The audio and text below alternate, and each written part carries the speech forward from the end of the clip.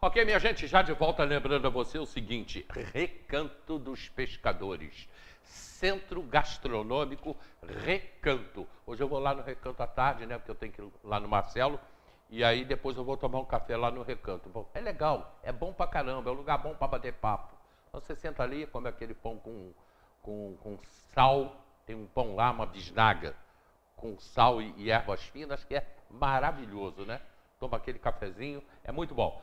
Centro Gastronômico Recanto, aqui na Reta, tá? Você almoça, janta, toma café, tem tudo, tá? Tem tudo ali no Centro Gastronômico Recanto e a gente vai estar lá à tarde. Hoje eu vou estar lá batendo papo.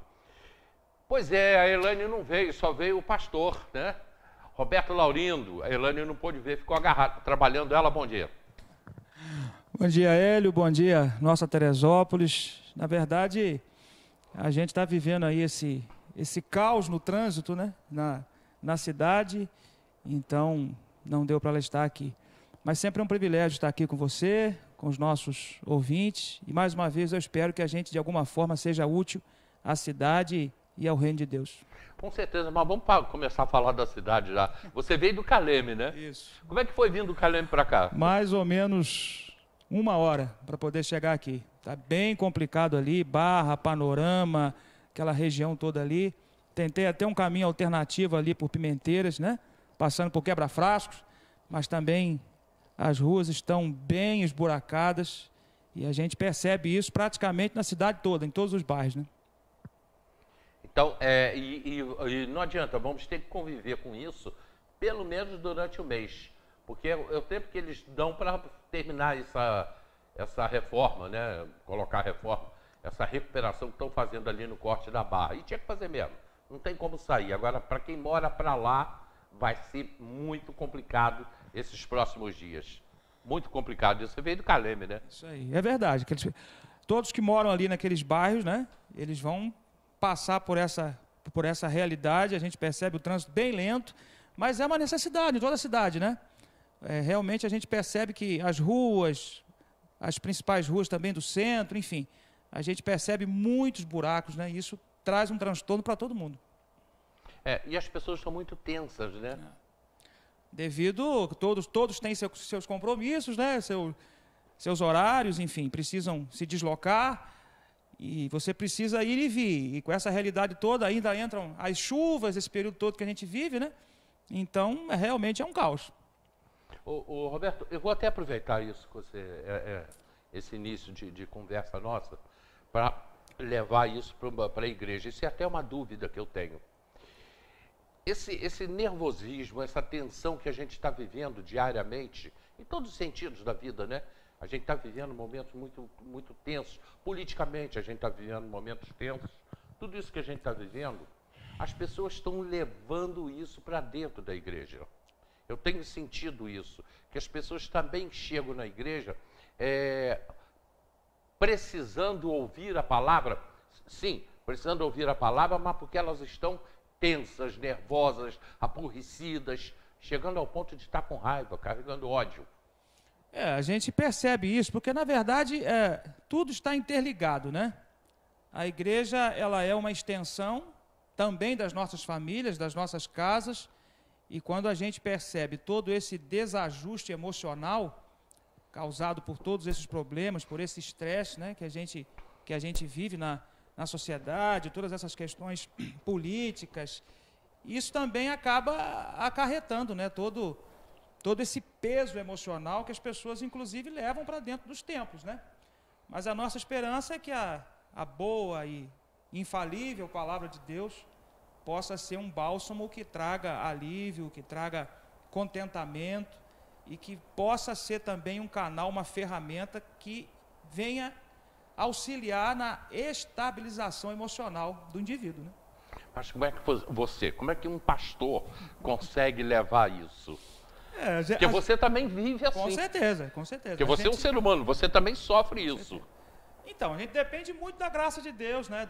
Do agir do Espírito Santo e também, com o tempo, a gente busca esse equilíbrio, né? Esse equilíbrio emocional, em perceber que a gente vive, de fato, um tempo difícil, né? Em todas as áreas, mas a gente se submete, a gente busca de fato está em comunhão com Deus, compreendendo que o cristianismo é muito mais, é muito além do que uma religião, né? Mas é comunhão com Deus, relacionamento com Ele, é vida com Deus. E isso vai gerando dentro da gente uma paz que independe daquilo que esteja do lado de fora. Tá, eu vou insistir. Como é que um pastor, no teu caso, por exemplo, você também sofre esses problemas na rua. Como é que você consegue não levar para dentro de casa, não levar para dentro da igreja? Você tem que passar por qual processo? É um processo de equilíbrio, né? É você compreender que realmente existe todo esse desajuste, todas essas crises modernas, né, que a gente percebe, tudo que hoje acontece no país, que traz preocupação, o que acontece nas ruas, como a gente acabou de citar, né? Você tenta se locomover e não consegue, e toda essa instabilidade financeira e toda essa realidade que o país vive, que acaba afetando também a nós, teresopolitanos, e a nossa cidade. Mas, repito, a partir do momento que você se relaciona com Deus, que você tenta todos os dias, então, diariamente, você ter vida devocional, Sim. você lê a palavra, você tenta se calar diante da palavra, para que o Espírito de Deus venha te tratar e em te tratando, gera equilíbrio emocional, que também passa por equilíbrio espiritual, tão necessário para todos nós. Naquela época em que a gente vê isso na Bíblia, a gente vê em novelas de televisão que eles tentam retratar como era a vida naquela época, você tinha uma vida muito calma, as pessoas não tinham carro, não tinha nada, as pessoas caminhavam, era uma outra vida completamente diferente. Hoje não, hoje é essa vida muito louca que a gente vive. Então, essa diferença daquela vida do passado para a vida de hoje, essa modernidade, essa tecnologia, até onde ela está atrapalhando? Com certeza. Bom, se a gente parar para pensar, a gente está falando então das ruas, né? Da cidade. As ruas são as mesmas há anos. A questão que hoje, né, praticamente todo indivíduo tem um automóvel, algumas pessoas até mais de um, então isso vai gerando, né, um engarrafamento, isso vai gerando uma crise para a própria questão urbana da cidade. E essa tecnologia, ela facilita principalmente meios de comunicação, meios de transporte, mas ela também pode se tornar algo viciante, né? Que você, se não tiver uma vida emocional equilibrada, se não tiver essa comunhão com Deus sadia, você acaba sendo levado por todas essas questões de redes sociais, você acaba se tornando escravo de redes sociais, e isso vai gerar, com certeza, algumas enfermidades emocionais para a vida do sujeito, né? Porque eu brinquei, eu cresci brincando na rua. Quando chovia, a gente ia para a rua para fazer represa com a água que descia pela rua, não era asfaltada, não tinha paralelepípedo. Eu vivi assim. Hoje, até dentro da igreja, até na própria igreja, o pai está ali, o casal está ali, os pais estão ali querendo assistir o culto, ou querendo assistir a missa, qualquer coisa, pega o celular e dá para a criança de 2, 3 anos. É verdade, é verdade. E é realmente algo que acontece, né? Você não consegue mais viver desligado da rede social em momento algum. Desligado foi forte agora. Né? Então você tem que estar ligado. Isso aí. Inclusive dentro do templo, na hora que você deveria estar ali prestando o seu culto, estar atento à palavra que está sendo ministrada, à adoração, enfim. A gente percebe que muitas pessoas, inclusive ali, estão no Facebook, no Instagram, enfim, nas redes sociais, e isso vai gerando um transtorno, né? Porque você não consegue se desligar em momento algum da rede social. Agora, algo interessante que você frisou, né? É um tempo que a gente carrega no coração, e isso traz até um pouco de saudades, né? Uma Teresópolis que a gente conheceu, e olha que não sou tão velho assim, mas você caminhava pelas ruas, você tinha até um pouco mais de uma sensação de segurança maior, né? Sobretudo à noite. Hoje a gente vive uma realidade de insegurança que talvez nenhum de nós pensaria que isso fosse possível há anos atrás, né? Mas é essa realidade da modernidade que a gente vive, inclusive em Teresópolis.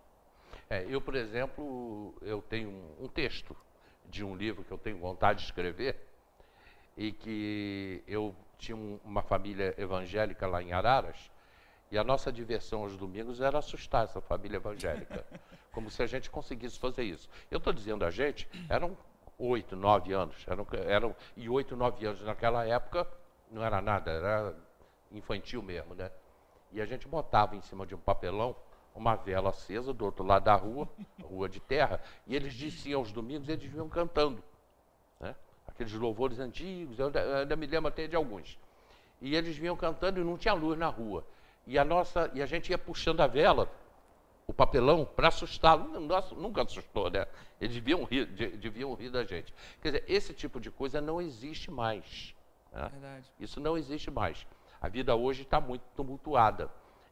Como se conduzir, como conduzir essa vida, como o pai pode conduzir, o pai e a mãe. Como é que você conduz essa vida com o Tiago? A gente tenta mostrar para ele, né, que tudo você pode usar de forma saudável, né, de forma sadia, tentando esse equilíbrio, né? Você pode, sim, ter as redes sociais. Aliás, hoje todo indivíduo tem, né? Não tem como. Raro você encontrar alguém que não tem. Mas você não se tornar escravo dela. Eu creio que tudo aquilo que te escraviza, e não só a rede social, mas qualquer área da vida, tudo aquilo que você se permite ser escravizado, você precisa ser liberto, né? Então, tentar também encontrar tempo para conversar olhando nos olhos, encontrar tempo para aquelas outras brincadeiras antigas que a gente praticava, por mais que realmente a sociedade tenha mudado, os tempos sejam outros, né? Mas também ter convívio com pessoas, acho que isso é fundamental, né? Há pessoas que têm mais convívio com uma tela de um celular, com uma tela de um notebook, do que propriamente com pessoas. A gente precisa do toque, a gente precisa olhar nos olhos uns dos outros, a gente precisa sentir o cheiro uns dos outros, né? Porque nós fomos criados enquanto cidadãos que precisam se relacionar. Então, quando a gente perde esse relacionamento, e esse foi um problema seríssimo que a gente viveu agora na pandemia, né? Esse isolamento, a Bíblia, enfim, Deus não nos chama para o isolamento, mas para o convívio, para o relacionamento, para aprender uns com os outros, para compartilhar a vida uns com os outros.